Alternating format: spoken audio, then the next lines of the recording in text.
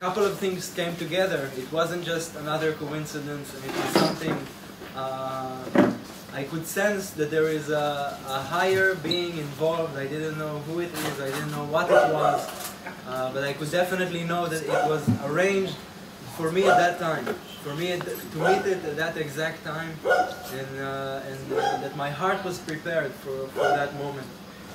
So just a little bit about myself. I was born here in Israel, and I was born in the Galilee. Our family, secular family, we didn't do most of the things that the religious people are doing, or that the rabbis are demanding from the people. What we did you may know it from nominal Christians. We lived a life. We tried not to offend anybody else with the way we lived our life. And we went to the synagogues on some occasions during the year, like Yom Kippur, the Day of Atonement, on Passover, on the Pesach. That was about it, but maybe a couple more holidays. That was it, not even on every Shabbat. And God was something that was mentioned in our life, like in the Haggadah, in Pesach, in Passover. But it was something that was just being said, and we were like, yeah, I don't know if you ever experienced a Passover with a Jewish family, but it's not really all about God, and it's not really all about the deliverance. And like many other stuff, it becomes more about the food and more about the family. And God is somewhere there in the side, getting forgotten for everything He did. I was raised up in the village and going to high school, and next was the army, like every Israeli kid. I did my 3 years in the army, and again, like most Israelis, after the army we work and we go traveling for a year. So I had no idea where I wanted to go. A friend came up to me at some meeting with some friends, and he said, "Let's go to Australia. We can go to Australia, and then after that we can keep going to New Zealand, and we can see New Zealand later. Yeah, you'll get your spotlight. Don't worry." So after 6 months of traveling in Australia, and we decided to keep going to New Zealand. At that point, I was already traveling with other people and traveling alone, and doing all of the things that what I bet most travelers my age used to do, whether it was drugs, whether it was alcohol, whether it was most of the things that people that age like doing, and it's their way of. I talked about it with somebody yesterday, but it's the way of passing time. Because there is no purpose, there is no hope. So what would you do but just make the days go by and pass time as fun as you can? And that's I believe that's what I was busy doing at that time, working and such. And at some point I'm in Auckland with another good friend, and the good friend is just about to leave to go home. And as we're staying in the hostel, they have these bookshelves that you can exchange books in. You can put your old book and take a new book. So after traveling for 9 months, this friend finds a Hebrew book there. So of course he probably didn't put his old book. He just took the book, and we had a Hebrew book after like 6 months or 9 months. So he was reading the book, and as he was giving it to me, he was leaving to go to Israel. So he told me, it's a good book. It's a guy that grew up around where we grew up. And here, read it. It's a nice book.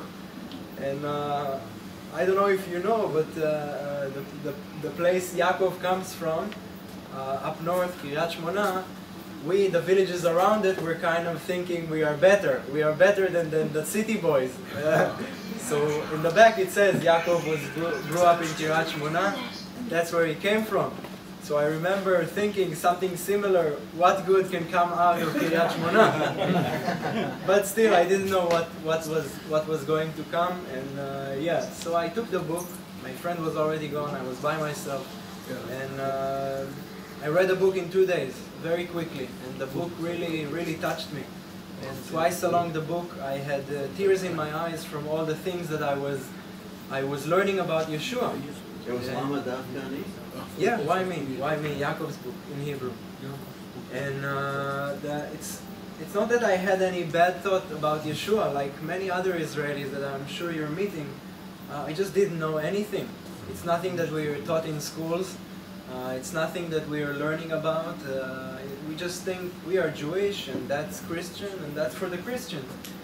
And so many of the teachings of Yeshua that Yaakov brought in his book were just, it wasn't the prophecies, it wasn't the things in the book that really touched me. It was the things that Yeshua spoke about, and just this high morals that I've never heard of before in my life, and I was starting to wonder why I never heard about this in my life. Why was this hidden from me if this is true? So I finished reading the book, and the book in the end has two prayers.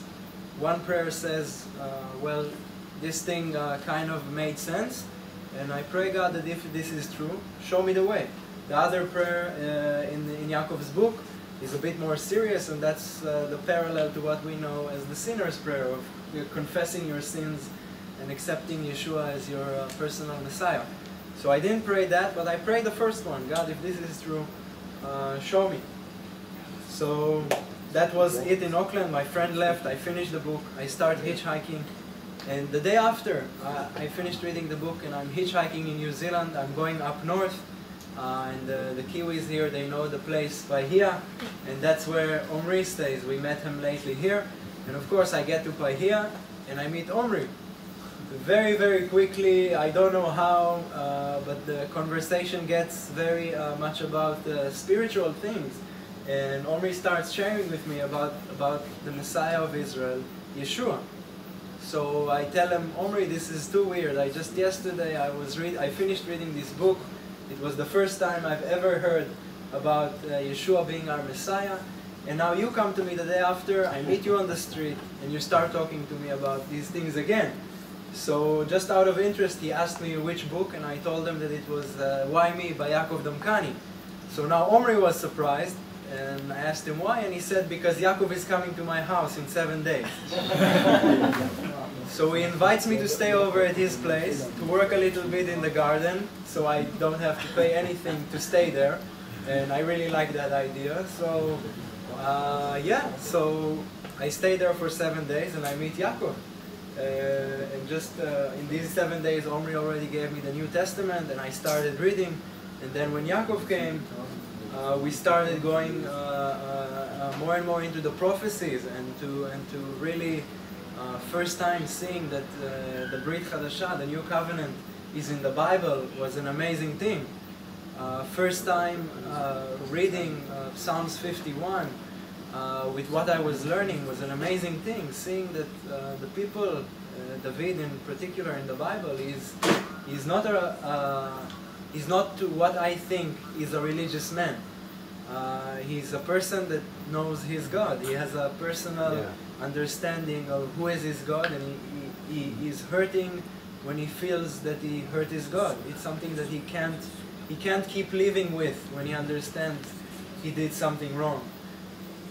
So really at the time, at the house I had with Yaakov was a very powerful time of binding it together with the Old Testament, and not just having the New Testament understanding, but really understanding the ground and the foundation which this New Testament is standing upon. And just what I started with, the case of the understanding that this is not just any coincidence, happened in this moment with Omri. As Omri told me that Yaakov is coming, I remembered some things from my life in before. It was sometimes of lower times, sometimes of being disappointed of who I am, of what I'm achieving in my life. And that moment just felt like these things happened for this time that you will come to this time in the state that your heart is in.